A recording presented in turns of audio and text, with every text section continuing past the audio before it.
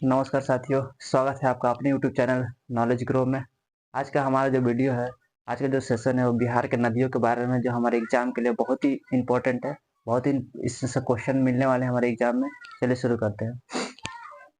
गंगा नदी का उद्गम स्थल गंगोत्री ग्लेशियर से होती है, जो कि उत्तराखंड में है। भारत में कुल इसकी लंबाई 2525 किलोमीटर भारत में बहती है। गंगा नदी की कुल लंबाई 2525 किलोमीटर है भारत में। बिहार में यह कुल 445 किलोमीटर बहती है। पटना में 99 किलोमीटर बहती है। ध्यान रखिएगा, बहुत ही इंपॉर्टेंट है, याद रखिएगा। बिहार में कुल 12 जिला से सीमा साझा करती है गंगा नदी। बिहार में गंगा नदी के किनारे बिहार के कुल 12 जिला है। 12 जिला है जो कि साझा करती है, सीमा बनाती है। बिहार गंगा नदी प्रवेश करती है बक्सर के चौसा नामक स्थान से। बक्सर के चौसा नामक स्थान से बिहार में एंट्री कर जाती है गंगा नदी, और एग्जिट करती है कटिहार से, एग्जिट करके वेस्ट बंगाल में चली जाती है। ध्यान रखिएगा।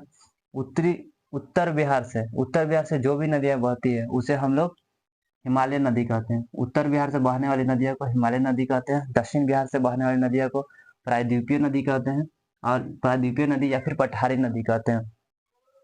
उत्तर बिहार की जो जो भी नदियां हैं उसमें हमेशा लगातार बहुत तेज बहाव के कारण इधर बाढ़ की सामना ज्यादा करने पड़ती है। इस क्षेत्र को, उत्तर बिहार के क्षेत्र में बाढ़ की ज्यादा संभावना होती है, और दक्षिण बिहार के क्षेत्र में सूखा की ज्यादा संभावना होती है, क्योंकि दक्षिण बिहार का क्षेत्र सिर्फ बरसात के ही मौसम में ही यहाँ पर नदियां बहती है, अन्यथा सूखा रहती है। इस कारण से इस क्षेत्र को सूखा झेलना पड़ता है, और इस क्षेत्र में बाढ़ अधिक मात्रा में हमेशा आती रहती है बाढ़।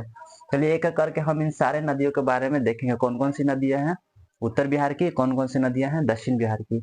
पहला नदी हो जाएगा यहाँ पे उत्तर प्रदेश से सटे हुए आके लगती है, गंगा नदी से मिलती है बिहार में। उसका नाम है घाघरा नदी। घाघरा नदी बिहार में से घाघरा नदी के नाम से जानते हैं, और यूपी में से सरयू नदी के नाम से जानते हैं। दूसरी नदी है गंडक। तीसरी नदी हो जाएगी बूढ़ी गंडक।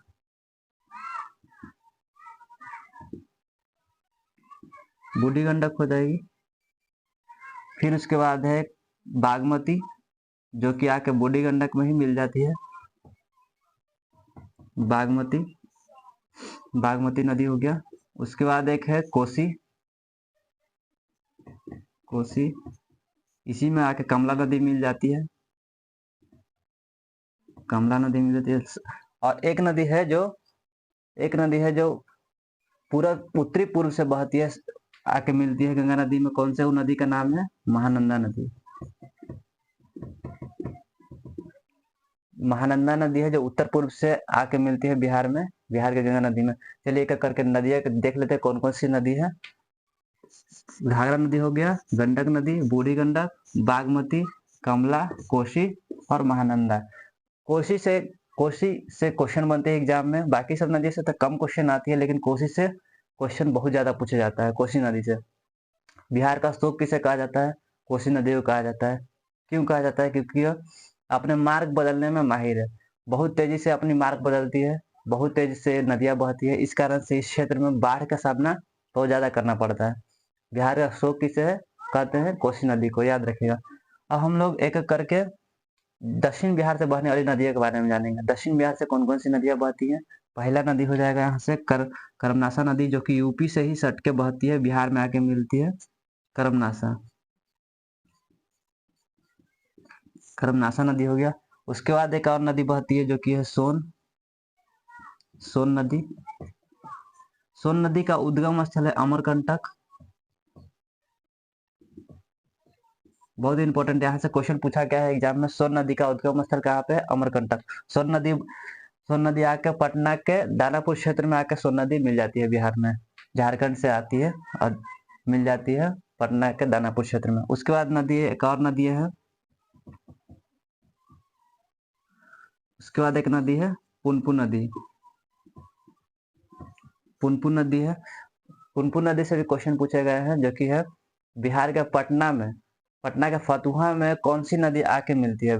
तो पुनपुन नदी मिलती है। ये क्वेश्चन पूछा गया है, बहुत इंपॉर्टेंट है, याद रखिएगा। बिहार के पटना में पटना के फतुहा स्थान पे कौन सी नदी आके मिलती है? तो पुनपुन नदी मिलती है। उसके बाद एक नदी है फाल्गु नदी। फाल्गु नदी। फाल्गु नदी के बारे में आप लोग पढ़े होंगे। गौतम बुद्ध की ज्ञान की प्राप्ति हुई थी फाल्गु नदी के किनारे। फाल्गु नदी या फिर इसे निरंजना नदी भी कहते हैं। निरंजना नदी, निरंजना नदी भी कहते हैं। उसके बाद एक नदी है क्यूल, और फिर एक नदी है अजय, अजय नदी। ये सारी नदियों के बारे में आप लोगों को बता दिए, एक बार फिर से हम लोग रिपीट कर लेते हैं।